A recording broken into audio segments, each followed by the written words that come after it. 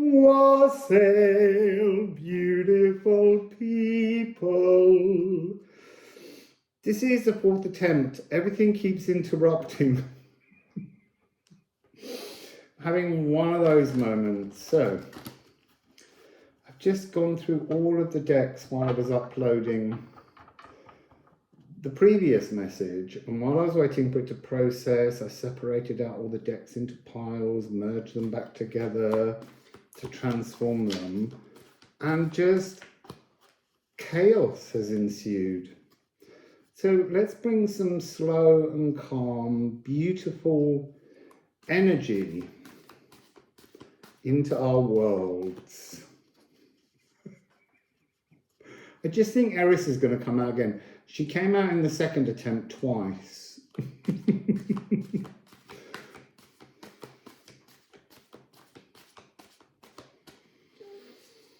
So, beautiful calm. Beautiful message. Wonderful feelings.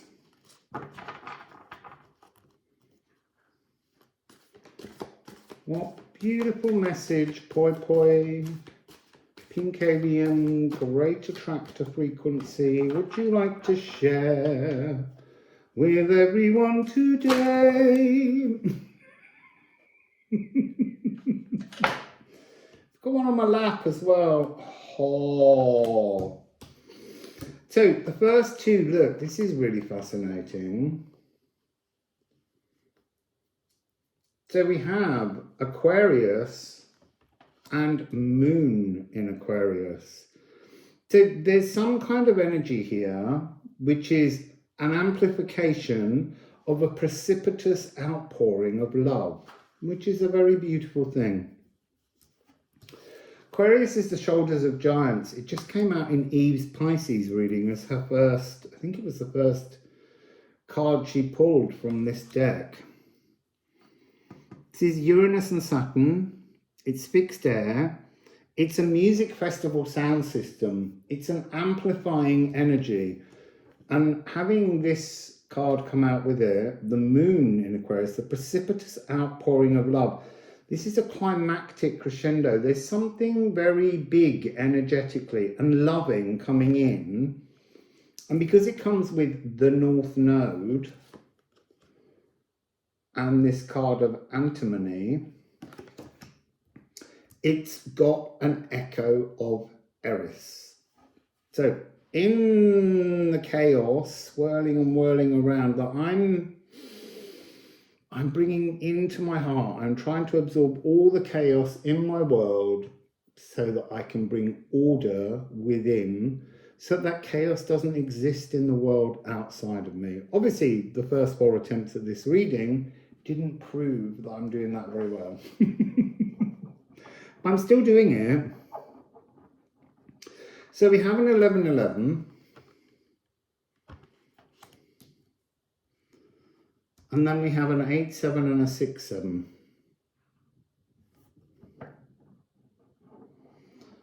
This is about shaping. This is some energy coming in that's North Node within the chaos of Eris. There are seeds of great opportune beauty rolling, swirling around us. We just have to catch hold of them. We have to shape them within our bodies, within our consciousness, within our emotions, within our thoughts. We have to still our world. So we have, I am stable or I am insecure. So there's an energy of being detached, and that is the frequency of this chaos whirling around us. And this is this idea of being kind of like you're sort of seeking attention within that chaos, and you can't be seen in that chaos. So instead, to calm the chaos, try and think of yourself as being an originator. Someone who can create something new, something wonderful. And remember, and this is clearly very important, you are not solely human. So this feels very much like the energy of the great attractor, trying to remind you that we have origins elsewhere. You know, we have a divine aspect to us. We also have other cosmic starseed aspects to us. They're all part of our glitter, all part of our shine. But you need to learn to amplify those frequencies in the physical, not in the cerebral, in the physical. Because it's easy to be cerebral in this frequency, to amplify your thoughts, but you need to pour those energies out as emotions in that same space. So this is emotionally planting deep love, psychic fountain dancing, and hearing the soul's heart. This is a triad, this is a chord, this is F, A and B, and here we've got B and F. So it's like we're adding the energy today of the A of the moon. It is the energy of this new moon. But this is really pushing this notion of understanding, doesn't matter where your North Node is, right now, for everyone, the North Node, our destiny, is in Aries. What does Aries represent? Beginnings. It's time to start something new. Recognize the unfinished symphony that is the song of your life and your destiny. Family Songbook. This was in the last reading. This is that notion of Aether as love, bringing love in to transform something. A precipitous outpouring of love is coming through these two cards. It's incredible energy. This wolf, the wolf protection energy. It might be that you have a wolf as an animal totem guide. It might be that you need to understand the energy of a wolf and how a wolf lives in the world to realize that we have to all be at some point a lone wolf to begin a new journey. We don't walk that journey with another. It's a journey that we have to do from within to our without.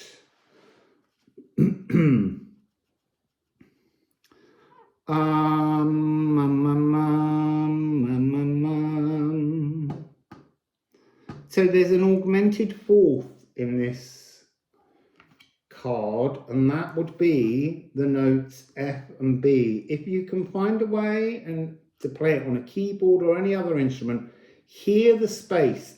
It's an energy, a chord, well, an interval that requires resolution. And the resolution here, if you've got an F and a B, would be to go to E and C. So you're meant to be pushing, grounding, pulling the energy of the sun, happiness, joy and laughter into your solar plexus.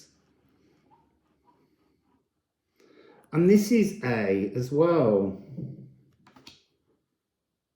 So it's applying an energy of intuition into your being, into your thoughts, into your emotions, and then pouring them into the earth to bring about some kind of new frequency that creates a kind of protective triad around you of F, A, and B.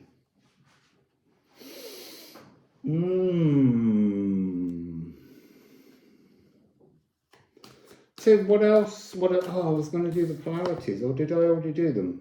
I am insecure, I am stable. No, I didn't do these. I am unique, or I am commonplace. Recognize your uniqueness. Recognize your divine aspect. I am journeying, or I am stationary. Just notice stationary is written in small case and not in uppercase. There's an error on this card. Life's destined purpose, journeying ever onwards. Faith in the unknown, the dragon's head, peeping down. And I am durable, or I am temporary. Beautiful energies. So look at those polarities and position yourself, well, how far along those polarities do you feel currently? And try and shift yourself to the more beautiful end where you can allow joy and love and pleasure to pour from your heart. It's almost like this. The water bearer of Aquarius wants to just pour from your heart into the physical world.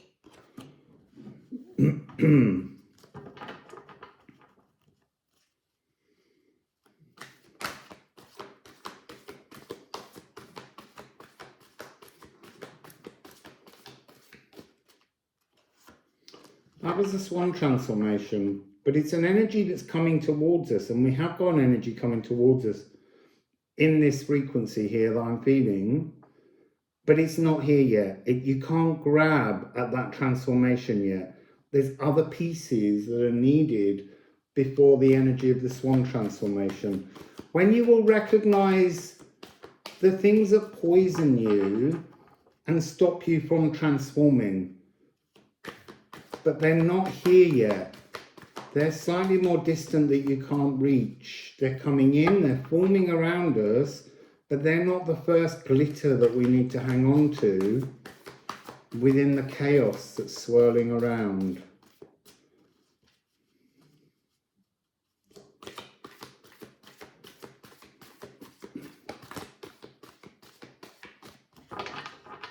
So 2 more.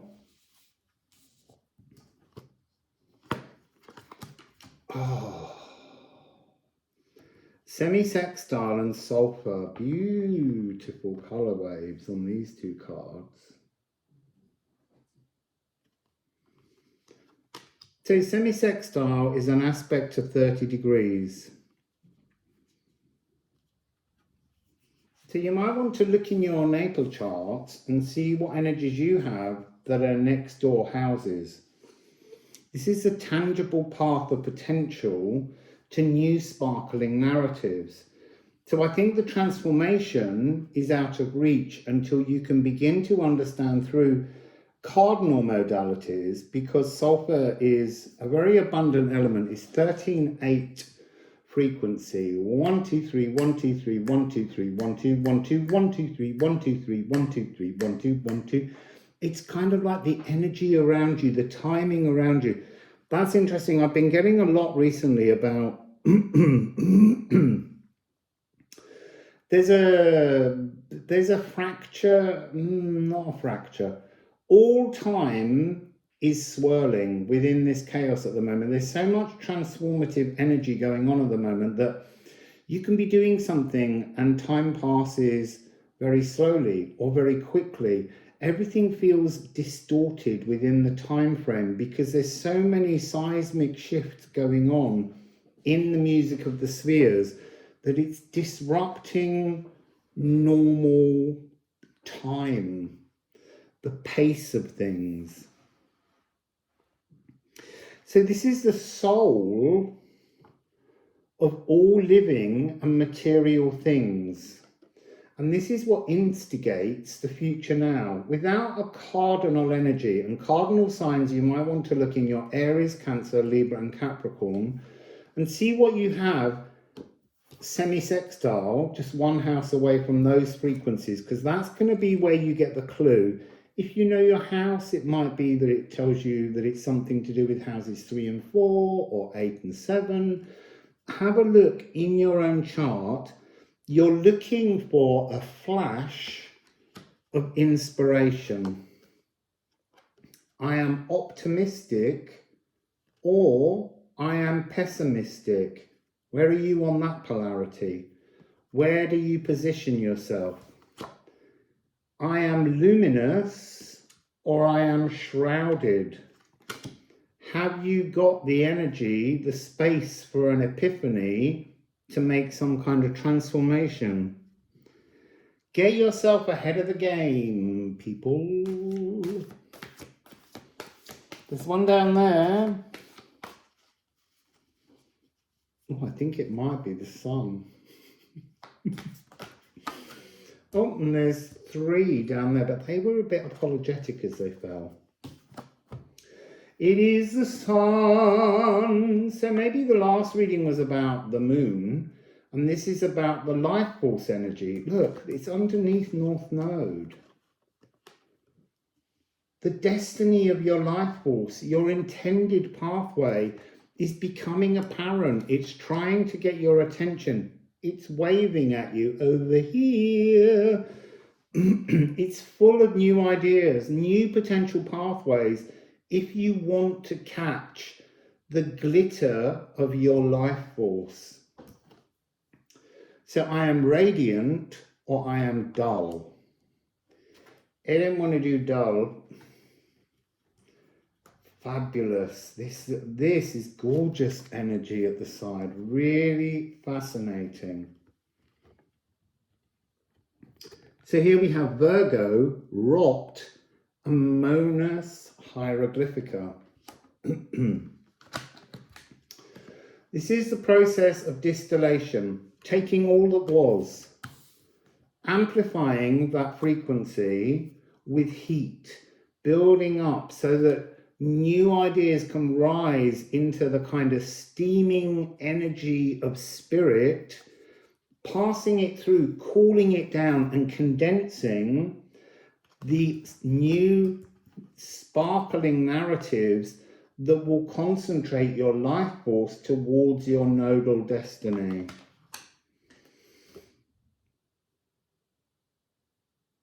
This is condensing ideas, the concert administrator. So, in this reading, it would seem your life is a concert. You need to plan that concert. You need to work out where it's taking place, how many seats are going to be needed. You know, it could just be a private little thing that you create in your garden, or it could be some enormous, you know, party in the park kind of frequency. But you have to decide how to seek and sort the energies for your party that you're hosting.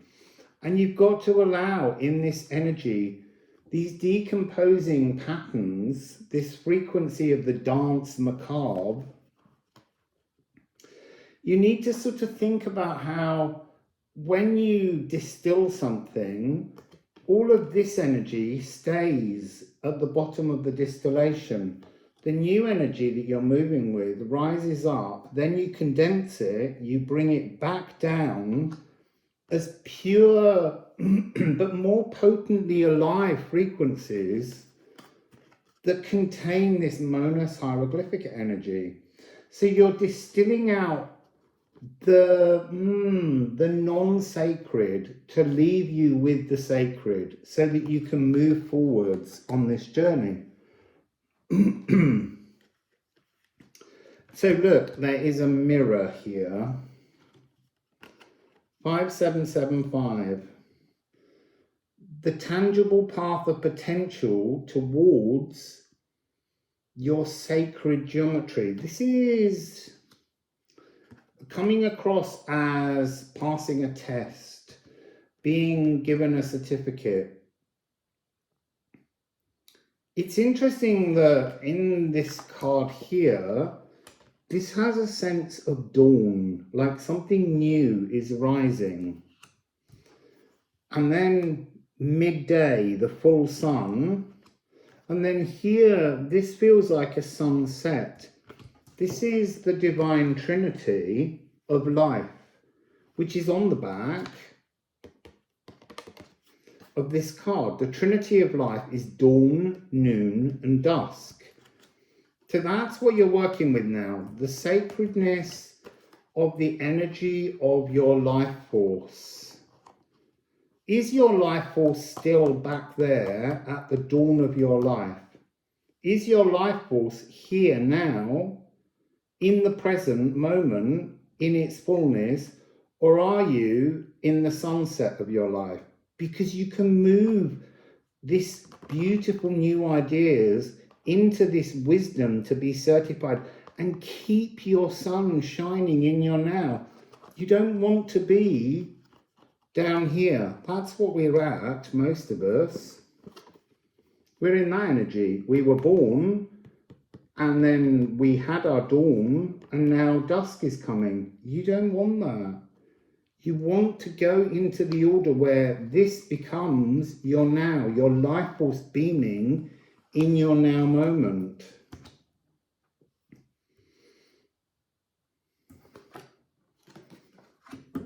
So let's get some Liffruma on top of that, moving our life force into the now, moving our sun, our shine, our resonance, our joy, our being into the now. There's Os.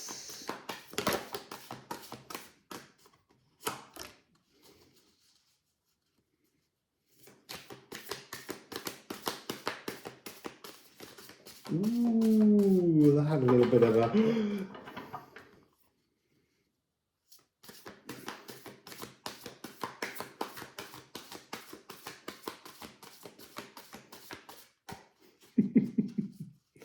I knew nothing was going to jump them. I think they want me to read those, so I'm going to give them one more go.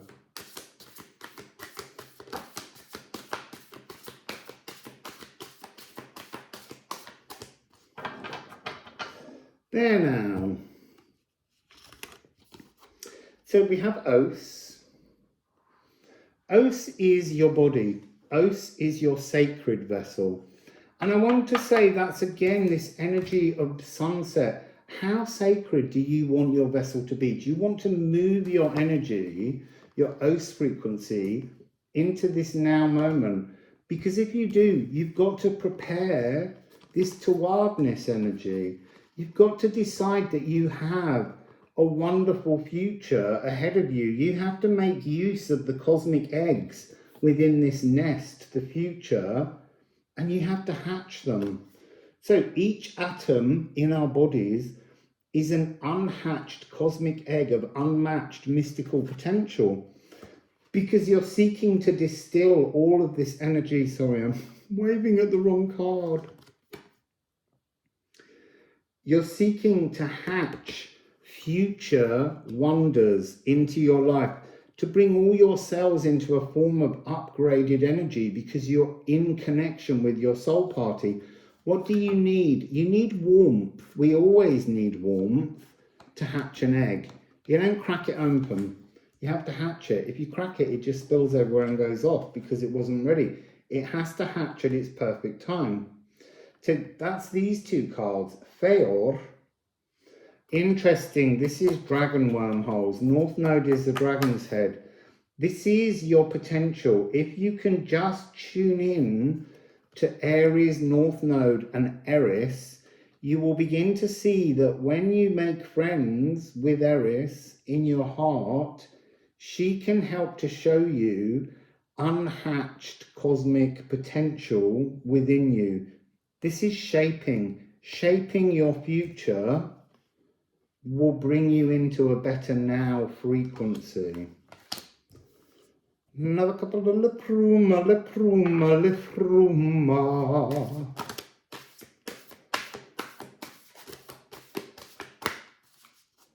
This one, Feor.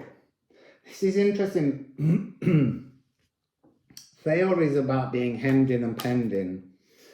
And it is about wealth and livestock, but it's how we allow the energies of, I guess, lack sometimes to hold us hemmed in and penned in, rammed and wrecked. Atoms wrestle, molecules jostle. So, you know, this is energy that there's all this potential. As Eris swirls around, as the chaos swirls around, it's almost like being caught in a wind that's exciting our molecules to transform, to hatch, each atom to hatch into some new potential. So, let's do some rune stones. These do lay cards out really neatly. Now they're just in a pile of a mess because it's an Eris chaos. The pieces aren't here together yet. They're yet to be formed. Look, underwoodness, the now. Come into your now moment. Calm the chaos. Bring order to your thoughts, to your emotions. Bring order to all of your physical cells. So gorgeous. The Gununga gap. Begin again. Start pouring new energy. In fact,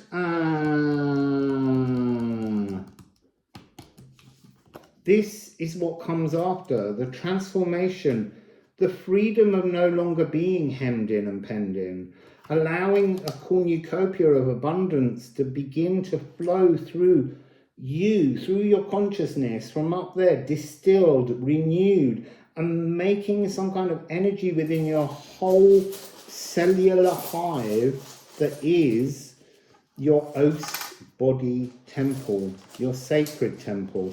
Not the ego temple that we've all been inhabiting at the moment, but in our divine temple, when we ignite ourselves by changing our thought patterns and start walking that tangible path of potential. 12th. There we go, 12th. This is the energy of your static needs. What do you need to start this journey? What are the things that you need to bring into your now and pour down? Work out what you need and then send that message out into the cosmos and stay open to receive. So this is receptivity and actioning. And that's very much an actioning energy. This Feor has the energy of actioning. Your North Node in Aries, well, the North Node, is about actioning. So being ready to receive divine gifts, new sparkling narratives, because you've voiced them. Galdia, your best life. Reach forwards and commune. Commune what you need, what needs to change. Flursa is so gorgeous. 13 moons frequency, the flow coming in, you become receptive. And this card has an energy of be ready to arc your love into the etheric. This is receiving the flow. This is the energy of that moving out together. I feel like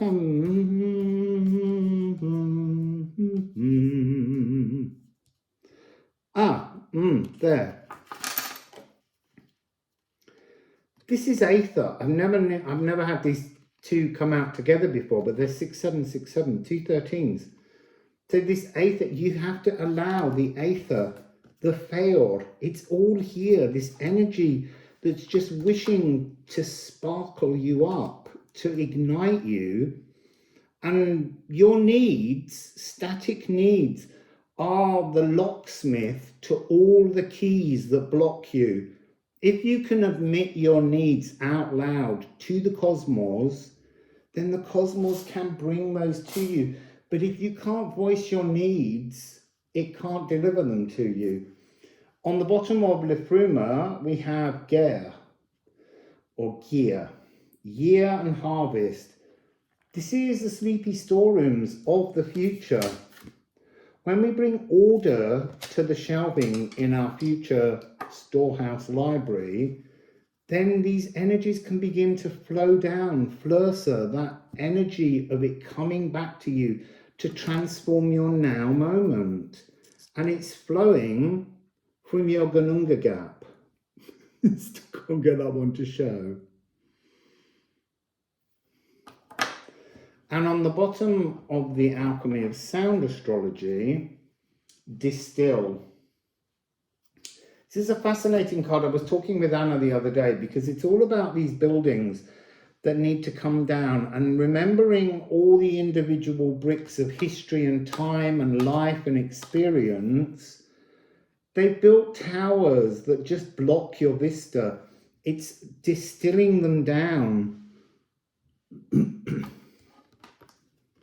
Distill. 6-3. So this is extruding impurities. This is the Community Music Festival. Isn't that where we started? The concert administrator building a future in which you invite everyone to your concert, your community concert. Just gorgeous. Oh, and 666. Oh, and 66. 66666. Have you got any others?